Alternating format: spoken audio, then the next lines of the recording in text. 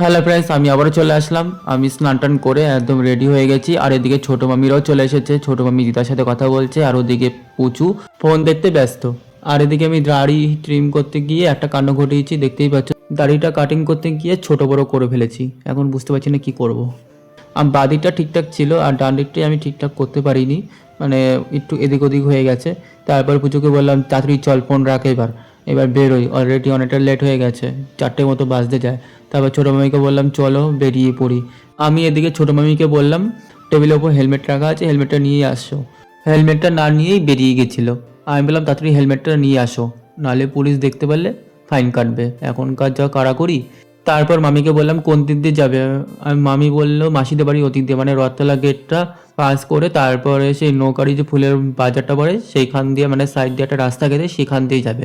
তারপরে কাইনারপুরে ওখানে চলে আসলাম। কাইনারপুরে ব্রিজটা পার করে একদম রথতলা গেট দিয়ে হয়ে তারপরে চলে আসলাম অবশেষে মামি যেখানে ডেস্টিনেশন বলেছিল সেখানে চলে আসলাম। এখানে আসার পর একটা জিনিস দেখে আমি অবাক, মানে এখানে মাটির ঘর আছে, তাও আবার দুটো।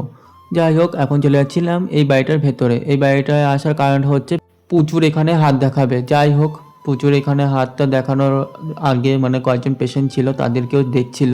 আর মামি এদিকে একজনের সাথে কথা বলছিল, মানে ওনার আর কি গল্পের স্টোন হয়েছে, সেটা আর কি কোথায় করাবে না করাবে। তারপরে জানতে পারলাম যে উনি শিবারতী নার্সিংহোমে করাবে। তারপরে মামি বলছে ভালোই তো, আমার মা ওখানে কাজ করে, মানে তানির দিদা। এই কথাবার্তার মাঝে হঠাৎ করে কারেন্ট চলে গেছিলো, মানে এখানে একটু গরমটা বেশি লাগছিল, জানি না কেন। তারপরে বাইরে আসলাম, বাইরে এসে একটু ঘোরাঘুরি করছিলাম, আর এখানে এসে সবার সাথে কথা বলছিল।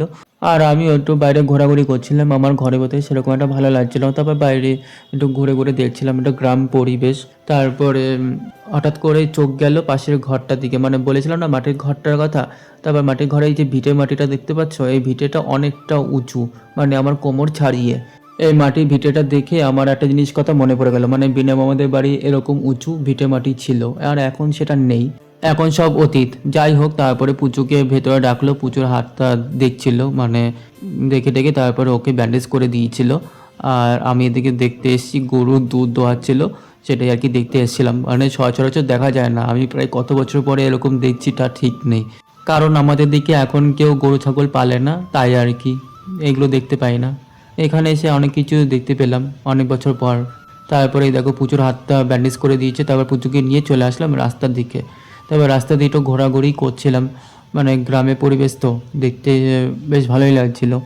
এই জায়গাটায় আসার পর আমার মনে একটাই কোশ্চেন ছিল, আমরা কোথায় এসেছি, এই জায়গাটার নাম কি, নিয়ারেস্ট স্টেশনই বা কোনটা, আমি ঠিক বুঝতে পারছিলাম না। তারপরে এই বাড়িতে যারা ছিল আমি তাদের কাছ থেকে জিজ্ঞাসা করেছি। এই জায়গাটা হচ্ছে দত্তফুলিয়ার মধ্যেই পড়ে, আমার ঠিক জানা ছিল না বলে জিজ্ঞেস করেছি। তারপরে আমি বললাম যে আমি তো দত্তফুলিয়া বাস স্টপ অবধি গিয়েছি। তারপরে ওনারা বললো দত্তফুলিয়া হচ্ছে পূর্ব দিকে, আর আমরা এসি পশ্চিম দিক থেকে। এই জায়গাটা এতটা ভেতরে না, কেউ চিনতেও পারবে না, মানে যারা নতুন আসবে তারা পুরো থতমত খেয়ে যাবে, রাস্তাঘাট না চিনলে যা হয়। তারপরে এই বাচ্চা ছেলেটার সাথে দেখা হয়েছে। এই বাচ্চা ছেলেটাকে পুচুকে জিজ্ঞেস করছে কী হয়েছে তোর হাতে। তারপর আমি পুচুকে বলছি উত্তর দে, তোকে কিছু বলছে তো, ও দেখি চুপচাপ। তারপর আমি বললাম ওর হাতে ব্যথা পেয়েছে, ও এর জন্যই আমরা এখানে দেখাতে এসেছি। তারপরে বাচ্চা ছেলেটার সাথে কিছুক্ষণ টাইম স্পেন্ড করলাম, বেশ ভালোই লাগলো। আর এদিকে ছোটো মামি মেডিসিন নিয়ে বেরিয়ে গেছে, এবার আমরাও বেরিয়ে পড়বো, বাড়ি যাওয়ার উদ্দেশ্যে রওনা দেবো। আর এদিকে ওই বাচ্চা ছেলেটা ওদিকে দৌড় দিয়েছে, ওই যে ওদিকে। আমি বললাম আয় এদিকে, আমরা চলে যাচ্ছি। তারপরে আসলো, আসার পর আমাদেরকে বলছে আবার আসবে। আমি বললাম ঠিক আছে আসবো। তারপর টাটা দিয়ে দিল, ওই দেখো। চলো আপাতত রাখছি, আবার দেখা হচ্ছে একটু বাদে।